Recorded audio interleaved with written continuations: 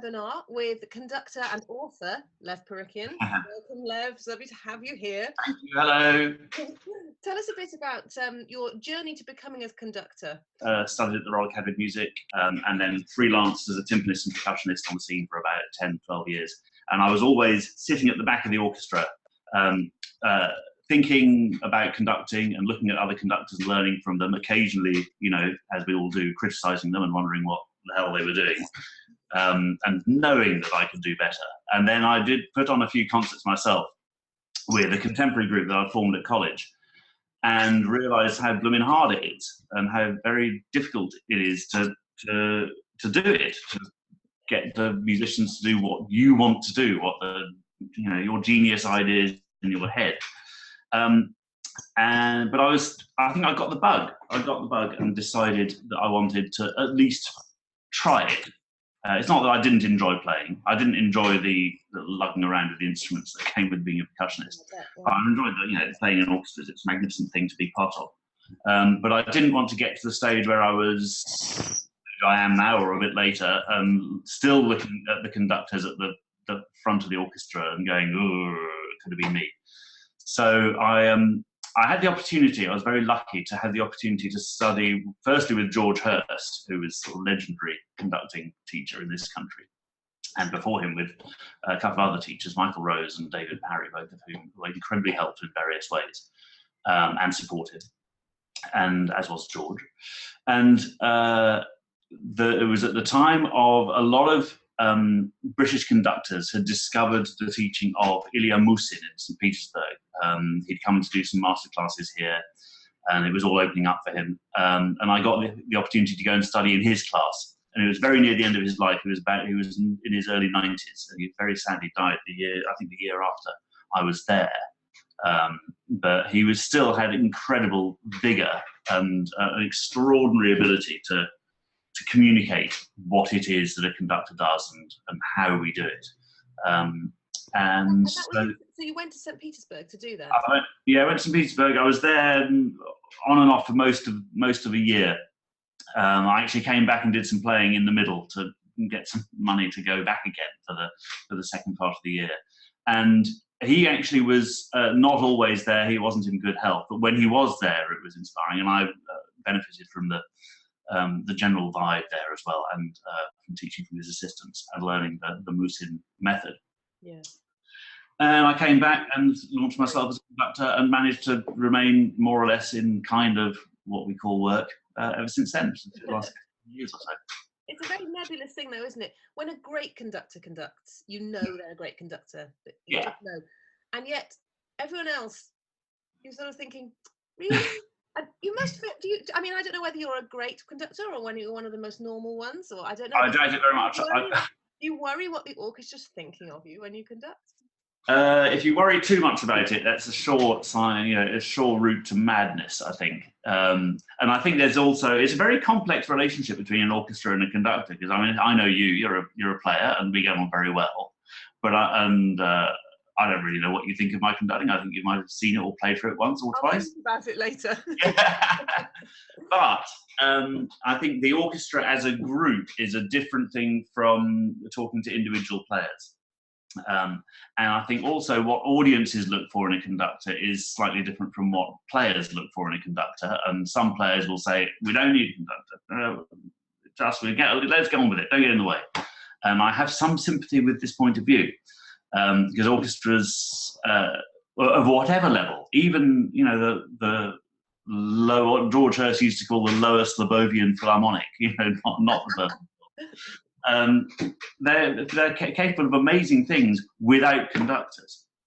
And in fact, one of the best lessons he ever gave me was to do, I think it was the last movement of Beethoven 2 or something, and he literally just started them off for me, and then we sat down in the front row of the auditorium and listened to the orchestra play.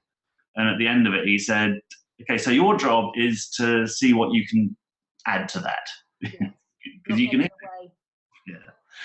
And sometimes what we do, it's not just as we should. I think a lot of people will know this. It's not just a question of time beating. It's not just putting down the clear, what we like to call a clear beat. I'm still not quite sure what a clear beat is because people talk about it and it's quite a nebulous thing, so it's clarity of the gesture and in musical intentions as well, because quite often the orchestra don't need you to show them where the beat is, what the pulse is, but they might appreciate some guidance as how to play it, what sort of texture it is, what sort of sound it is, and many other things. Balance. The conductor's the best placed person to hear the balance of the orchestra, which, if you're sitting in a horn section, you can't hear the cellos necessarily, especially if you're playing. You're sitting in the back of the seconds, you need something visual to show that what you're playing with the double basses, say, if you're miles away from them. So there's all sorts of things. What was the question again? Well, we got a question here from Ed, who says, I conduct an amateur orchestra and they're always behind my beat, especially when it's slow. How dare they? You can't get the staff, Ed. I'm so sorry. I put down the beat and then they play a second afterwards. Right. Any tips? I'm thinking, particularly what springs to mind here is the end of Scheherazade. Those three pizzicato chords. Yes. Doing. Yeah. Doing. What can you do? Well, it's interesting because actually I think that it's possible. I'd be interested to know from Ed, do the orchestra play behind your beat together or do they play not together? So not together, that's one thing. But if they're playing behind your beat and together, then I think you're fine. Leave them together. And it's a question of the conductor getting used to that, where the sound comes in relation to something, where the sound comes in relation to the gesture. So we make these things in the air, and in our heads we have an idea of where we want the sound to come, bong. But quite often it'll go bong. Yeah. The trick is partly not to wait for them. It depends on the kind of music, but not to wait, because if you're giving the gesture, they don't play, you don't move on to the next beat, they're still waiting for you to, they're going, well, we haven't got the thing. So if they're doing it, if they're playing reasonably together, then all is actually quite well, and all you have to do, and this is difficult, is to try and get used to that idea, is that everything is happening at a delay. And the good news is that actually it's quite a good sign, because I'd rather have an orchestra play somewhat behind the beat than ahead of the beat, because it shows that they're actually reacting to what you're doing. Yeah. And it's to do with culture as well. I remember being really shocked in Russia when the orchestras there played really, a long way behind the beat. So you were just panicking, going, when's the sound actually going to come? And what do I do next? Because I've given the beat, I can't give another one. Otherwise we'll go on all night. So it's a question of just getting used to where in the air the sound comes. And it sounds a sort of terribly nebulous thing. What about that thing? Sometimes sitting in an orchestra, I feel that I could do with more of a click to a beat. Sometimes you have people who are very sort of... Yeah, too flowing. How do you feel about that? Do you think too much of a click kills the moment, or...? Not necessarily. It depends absolutely on the context. So if you're saying, for example, that pizzicato that you're talking about, that can be a dangerous moment, but you need some sort of definition. But the trick is to show some sort of underlying pulse as well as your flowing gestures. We're all familiar with the conductor who just goes, well, what? Where do we play? You can flow and you can have a measure of click as well. Yeah. And sometimes you actually want the sound to be a little bit diffuse anyway. You don't necessarily want that absolutely bang on, precise, punchy sort of, you think of Chicago or the American orchestras having that really kind of, sometimes you're in your face sound. Actually, you want the attack. Think of Barbara Adagio, for example, which comes from nothing. Yeah. If you're giving click at the beginning of that, then people go, ha! And it causes that sort of edge to the sound at the beginning. Yeah. So it's a spectrum, isn't it? It's a spectrum of the flowingest legato to the most rhythmicized and staccato kind of thing. Rhythmicized, is that a word, Lev? No, just made it. I liked it. Yeah. Rhythm size. You can do it all the time. Dave has another question. He says he has a school orchestra rehearsal to take. The Yeah. orchestra is grades 5 to 8. Right. Any suggestions for standard pieces to approach which they'll enjoy? I don't want them just doing film music again. Although I bet they love it. I bet they love the film music. And film music's difficult. And I think does he mean arrangements of film music? Because if there's some really difficult film music. I know what he means. He does. But I think probably wants to introduce them to the classical repertoire more. Yeah. Show them the great really stuff. Difficult. Really difficult, because you want to introduce them, and if you've got a wide range of abilities, which you have, or not abilities, but stages, from grade 5 to grade 8 is quite a big thing. And a grade 8 player is going to be ready to read quite a few things off the bat, whereas a grade 5 player is really going to be struggling with quite a lot of things. But I think it's quite important that you do really good music, firstly, because it's easy to find something that you think is going to be suitable and is playable by all the players. But the grade 8ers are a bit bored by it, it's a bit rubbish, or it's not the top-notch music.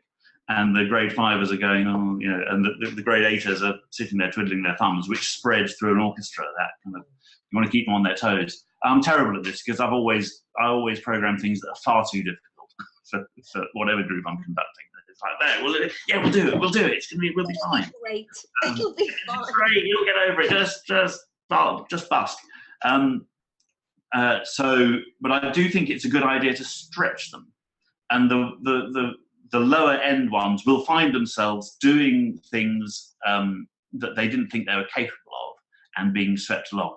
It's dangerous though, because you might end up doing something. I mean, I'm not talking about doing the Rite of Spring or Mile of 9, but to introduce them to really great orchestral repertoire by great composers.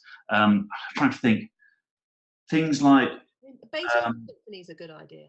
Beethoven symphonies, they're very difficult, because they're so there's nowhere to hide, is there? You know, it's like, I mean, there'll be individual movements that they can have a go at, which is possible.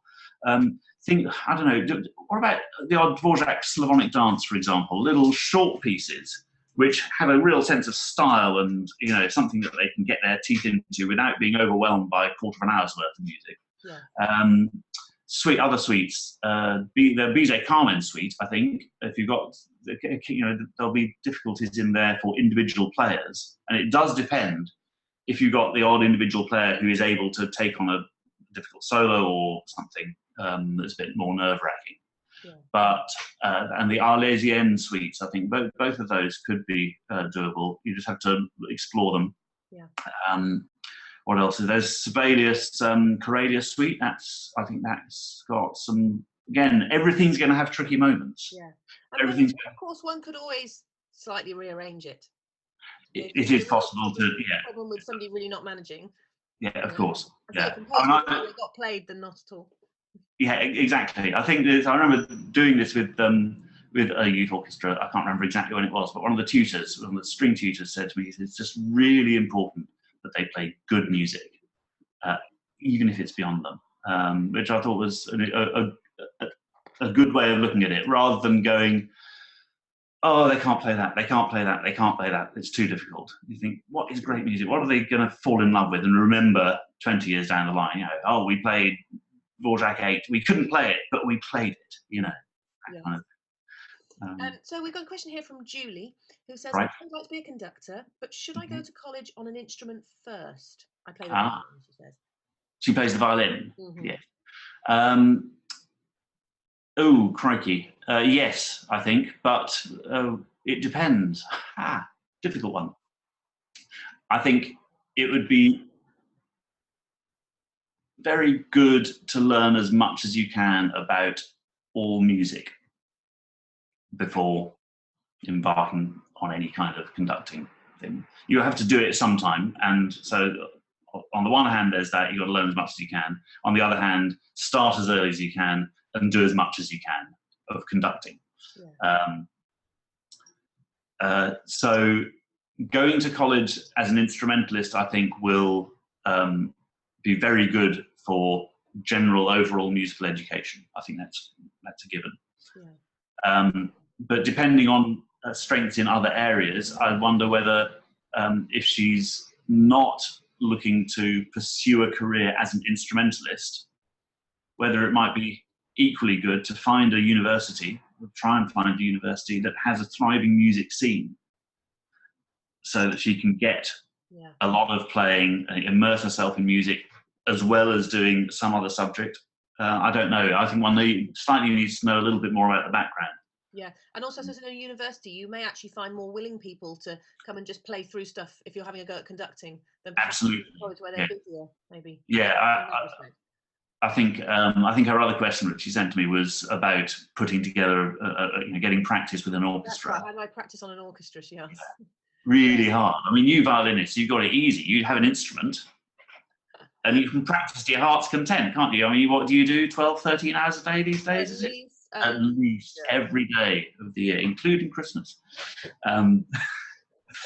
But conductors, if we start practicing, then people give us funny looks, especially if you're out in Dulwich Park, waving your arms around, like, what's he doing? And you don't actually, you only really learn once you start doing it with musicians. So jump in both feet first and ask your friends to. Ask your friends, really play on the goodwill of your friends and say, I want to do, and think, try and do something that has small numbers, and it needn't be a performance, it could be a rehearsal. Say, I'd like to play through a Beethoven symphony with a few violins, a few strings, not full sections necessarily, the winds that you need, or there are lots of little chambery things that will benefit from conductors. The Soldier's Tale is one thing, which is a classic. There's Iber's Divertissement, all that kind of stuff, that chambery early 20th century stuff, which is really good for learning nuts and bolts. So try and make friends with musicians. Try not to let them know that you've got an ulterior motive for making friends with musicians. Oh, you're really my friend. Come and play for me. I love you. We just had a message come in from Andrew Osborne, who's watching, and he's saying, I think he's referring to what you're talking about, pieces that are good for an orchestra grade 5 to 8, and he says that sounds like the Junior Royal College of Music programming from 1976. No, not 1976. I think I was there from the 1990s. Thank you, Andy. You at college, Andrew? Send us a message in. Let us know. Thank you, Andrew, for your contribution. I know him very well, by the way. Just. You do? Okay. So is he a conductor as well? No, he wishes he was a conductor. He was a horn player. I'm sure he aspires to it, really. You can retaliate, Andrew. Go for it. Meantime, they sent a message in saying, I love your book. So, my book, yes. Very funny book. Well, you didn't actually. It was transcribing the memoirs of Barrington Orwell, a famous conductor. Oh dear, Barry. I should wear a black armband in remembrance. Secondly, says it's so funny, but is it based on real conductors that you know? Oh God, I couldn't possibly. That honestly, it is based on the following conductors. My lawyers are advising me not to mention. No, definitely not. Definitely not. No conductors were harmed in the writing of this book.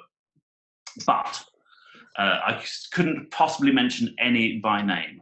But there are amalgams in there. There are sort of comical creations of archetypal, stereotypical conductors. But if I were to mention any names, I would get into some quite serious legal difficulties. But no. Well fielded there, Lev. Well fielded. There's no individual conductor in that book who is presented as they are. It'll be a bit. They're all characteristics from people, aren't they? They are, yes, and we are all laughable. It's true. It's a bit like Ginny Cooper's book on. Yes. It's called Sonata, wasn't it? Yes, which I haven't read for a while actually, but yes, very. Oh, it's a page turner, I tell you. Chad says, when conducting soloists. Yes. How much should you try and keep them going, even if they're dragging? Or should you always let them do what they want?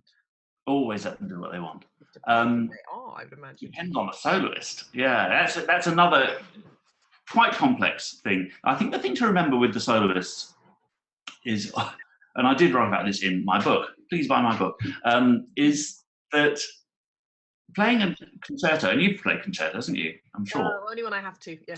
Yeah, but it's blooming hard, isn't it? It's very, very hard, and for the most part, even though the soloist is projecting an air of confidence, with any luck, they're probably inside. There's a small part of them that's going, help. So what they really need from the conductor is support. Is the feeling that you're there and that you're going to support them in whatever they decide to do, and that you have the ability. If they go off the rails, we'll go with it. I think sometimes when I play concertos, I've been so distracted by the orchestra in a nice way. Sort of, yeah. That's a lovely oboe solo. Yes. I sometimes slow down. So yeah, soloists, sometimes I appreciate a conductor saying, "Yes, that's lovely, but let's move absolutely. on." Yeah, and I think it can be a useful thing to talk about either before or after.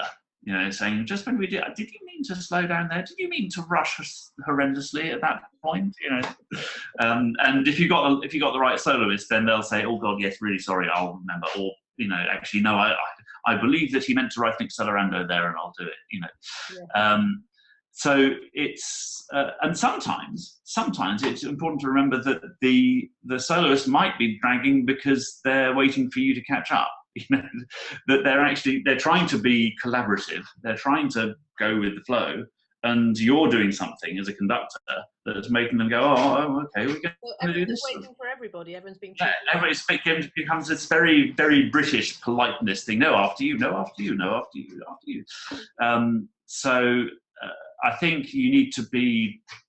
I hate the word proactive, but you need to be proactive, but not ride roughshod over the soloist's intentions. Yes. Yeah. Very sensitive to the heat of the moment as well in a live performance. Yeah, absolutely. Yeah, and no, actually, is this slightly faster tempo really the spark of electricity that we need, or is it just going to fall apart? So I actually need to hold onto the reins a little bit and subtly convey that to the soloist that actually we're all going to be happier if it's just in that. You know, usually it's in the last movement, isn't it? When something can just kick off and you're like, help. But I think I remember asking a soloist why they enjoyed playing with George Hurst so much as a soloist, and she said, you know, you just feel like whatever the difficulty of the solo part, you've got all the time in the world to play it. Which is that's quite an art, I think, so that you're not whipping them along and you know, faster. We've got one last question from Julie again, saying about playing with a CD, playing along to a CD. Is it ever a good idea? Playing along conducting along. Well, I quite rarely forbid anything, but. Let's just analyse what that's about. The CD is one interpretation of a certain piece. And with most of the core repertoire, there's now dozens. You know, you go onto Spotify or on iTunes and you can download at least half a dozen or a dozen different versions of the same piece. So if you're listening in preparation with a score or without a score, you can have at your disposal instantly all these different things. So to listen to them, I think, is obviously very useful and informative. And you can hear things that you haven't heard before, and you'll hear recordings where you don't hear stuff that's in the score. And you go, oh, I thought that was a good recording, but I can't hear the basses, or I can't hear the horns, or whatever. The danger with conducting along to a CD is that if you stop because you need to go to the loo or whatever, the music miraculously continues without you. What you're actually doing when you're practicing your gestures to a CD, you're not making anything happen at all. Yeah, it's already been done. You might, at some level, be registering some sort of connection between the sound and your gestures, but your gestures have nothing. You could do anything you like, and the music still sounds the same. So I would heartily recommend not doing it, while sneakingly confessing that we have all done it. It's fun to do it, isn't it? Some of it, Everybody, I think, who has thought about conducting at some stage or another has sat there with a recording on. I'm a great conductor. But I would definitely not recommend it. Right. We've got just a question quickly came in through the screen here, and Nicola Ashton. Hi, Nicola. Hi. If things start to unravel during a performance, like a section gets lost, for example, what's your advice on how to get the orchestra back together?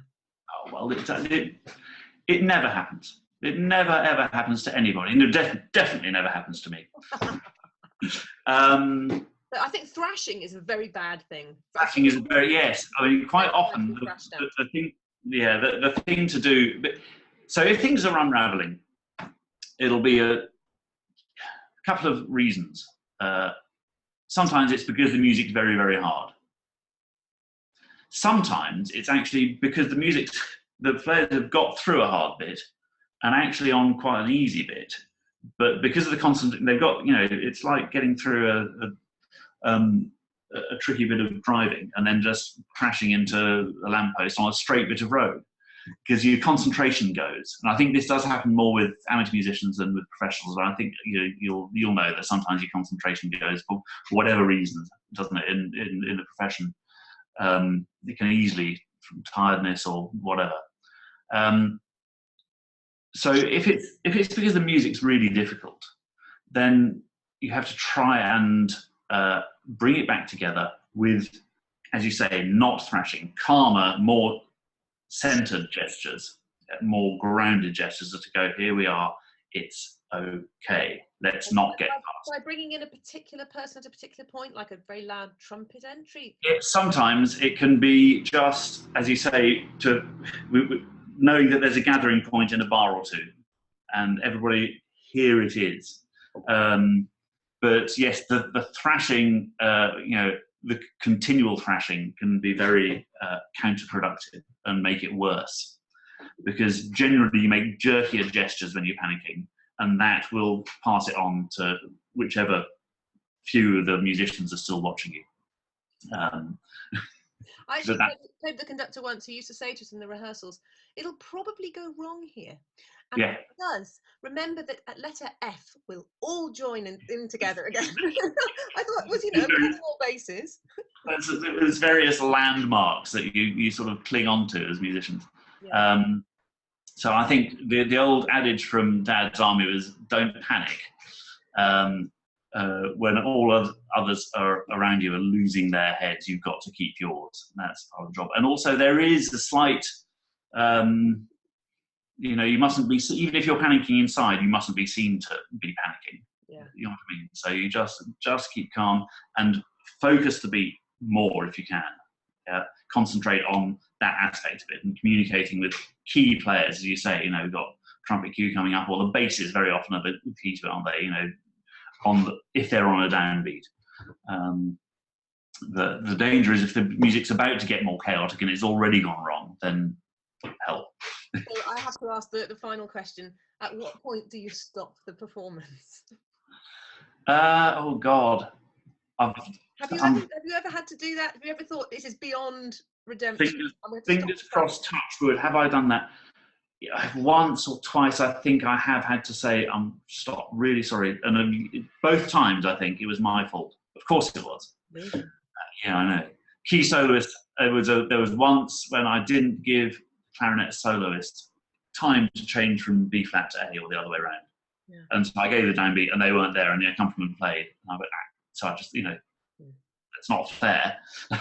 Yeah. And there have been, I know, performances, by professionals, by top orchestras that have had to start again occasionally, very, very occasionally.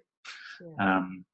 Do you know what? Sometimes when it happens, the audience sort of rally around. They sort of think, "Oh yes, you're underdog." Okay. Yes, and also they're human. God, everybody makes a mistake. Oh, thank God for that. Again, it depends how far along, and then what do you do if it's near the end of the movement? What do you do? I think you just plow on.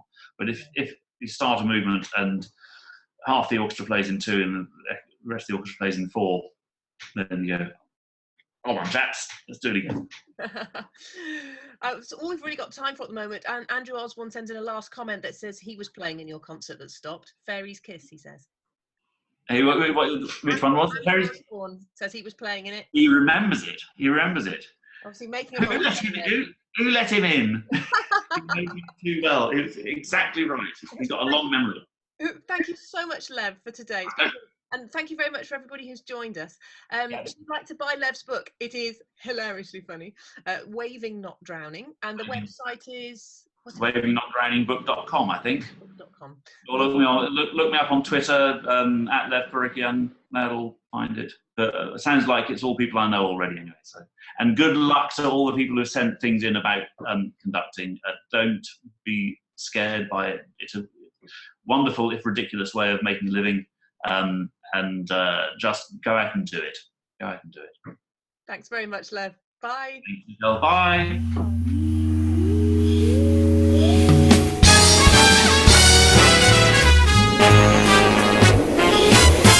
Our little friends are flying through the galaxy.